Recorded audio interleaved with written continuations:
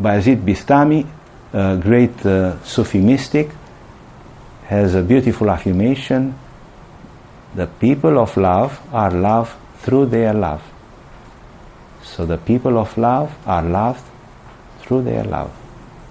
So simple and so true. Meditate on this. The people of love are loved through their love. In the moment in which we open our heart to love, in the moment in which we become aware of that sense of sacredness, that love, that freedom, that grace is there. And that very act of loving is a grace and is in itself the answer, the love that comes back, simply because we are opened to that dimension of existence. To continue with Fathers of the Desert, so I said that this knows, the capacity of knowing directly God, is a capacity of a human being. They recommended to keep the attention on the heart, it was even a concept, nipsis, which means guarding the heart, bringing the attention in the heart. They would recommend, for example, when you pray, to bring the mind in the heart. And in the Oriental tradition we also find this recommendation, bringing the awareness back in the heart, or bringing the mind in the heart. But this is not just about a mechanical focus in a part of the body. It's not about this. Bringing the mind in the heart, or watching the heart, or guarding the heart, is not just about focusing here, because technically I can focus here in the heart and do a lot of crazy things, or continue to think in a very profane way. So it's not that if I bring the attention here, automatically I become a saint or something is changed. It's not about this, just this mechanical attention on a part of the body, but is that, again, that warmth, that mystical state which starts appearing when that love that comes when we bring the attention in the heart. That's why they speak about this guarding of the heart, or watchfulness of the heart, as a quality of a human being to be developed. They speak even about a sobriety associated with this, as opposed to a condition in which we are just taken by our desires, our senses, moods, and so on. This is like lacking the guarding, this guarding of the heart. When we are guarding the heart, we are in that presence, awareness, watchfulness. It's a lucidity there. We are not just lost in emotions. It is like a witnessing attitude. But of course, guarding of the heart requires a perseverance, and they recommended to constantly bring this attention in the chest, in the heart, live in the values of the heart.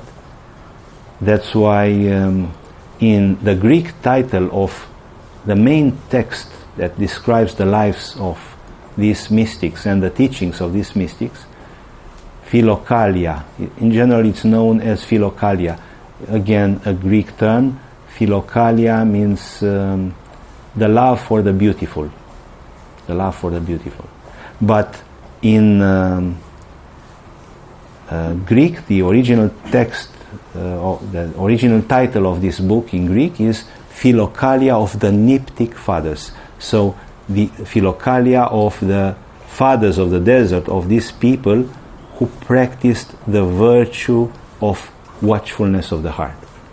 So important was this term, so important is this attitude of being aware of the heart, that even the text, the main text, which in the Orthodox Church is considered as important as the Bible, at least in many, for many, and it's a spiritual movement, Isihas, which has this text and the example of these mystics as the core of the practice. So for them, this Silicalia of the Niptic fathers, of those who practiced the virtue of the awareness of the heart.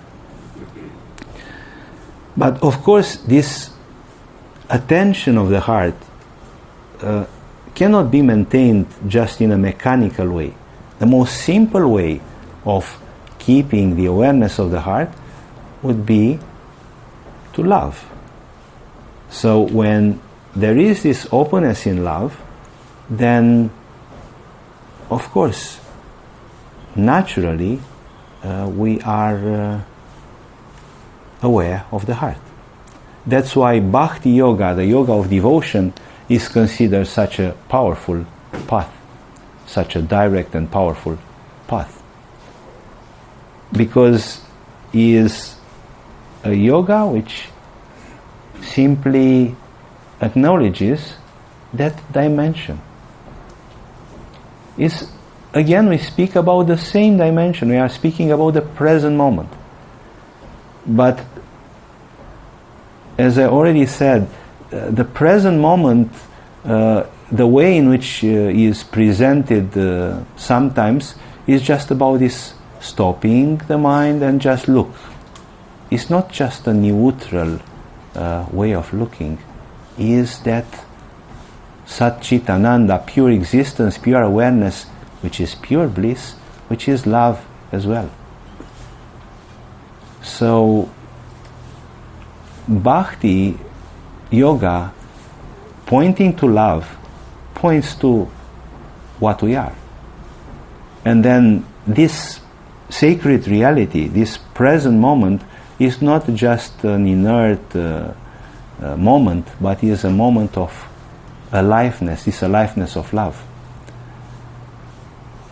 And there were so many mystics who were just drunk by love, or they simply surrendered to this love. And we may ask, why not to do the same? Why not for us? Why not? We can look at the example of Rumi, a great mystic, Sufi mystic and master. He was already a renowned teacher. His father was the leader of a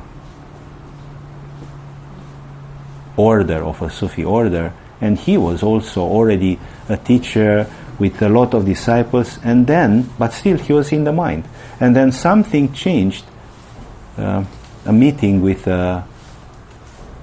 somebody who really brought a complete different perspective, Shams of Tabriz.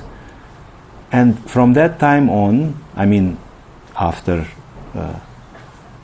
inner transformation, Rumi speaks and sings this power of love and this mystical, real mystical approach.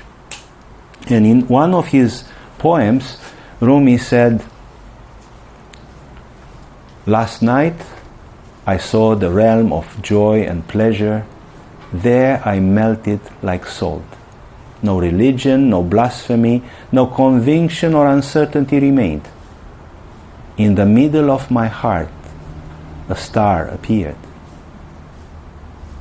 and the seven heavens were lost in its brilliance."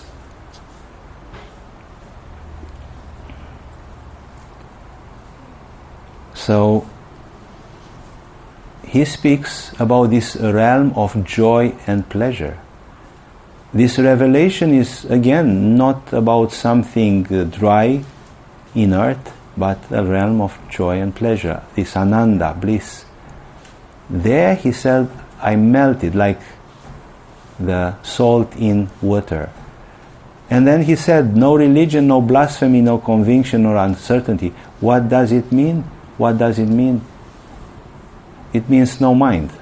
So no dogma, no attachment to a religion or another, conviction or blasphemy, what is should be true or not, is just beyond mind.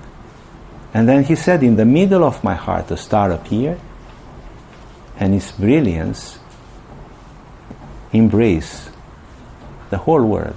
The 7 worlds is just a expression. The 7 spheres are in astrology, maybe you know the spheres of the planets, like the 7 heavens, just a metaphor of the whole universe. This radiance of the heart, the kingdom of God, or Hridakasha, the space of the heart, as the yogic tradition names it, a space which is both inside and outside, embraces everything. And also, speaking about this longing and this love of the heart, Rumi said in another poem, there is a candle in your heart ready to be kindled. There is a void in your soul ready to be filled. You feel it, don't you? You feel the separation from the beloved. Invite him to fill you up. Embrace the fire.